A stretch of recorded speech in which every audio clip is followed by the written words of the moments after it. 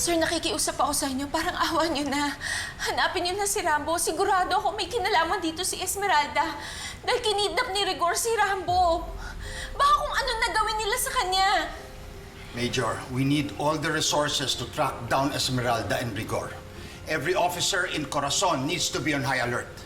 Mayor, nakipag-ugnayan na rin po kami sa kabilang bayan para matulungan kami sa paghahanap at investigasyon. May lead na kayo. Wala pa po. Bakit nangyayari ito, Sir Eduardo? Kung kailan naman maayos na lahat. Maayos na tayong lahat eh. Makakasama ko na si Rambo tapos ganito pa. Kinuha pa siya. Papaisip din ako eh. Sa akin gustong gumanti ni Esmeralda, hindi kay Rambo.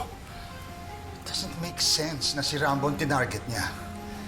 Why would she go after him? Sa tingin ko po, alam ni Gob Esmeralda na masasaktan kayo, Sir Eduardo. Kapag tinarget nila si Kuya Rambo. Kumbaga, parang mental at emotional torture. Kasi parang apo niyo na rin po si Kuya Rambo, di ba?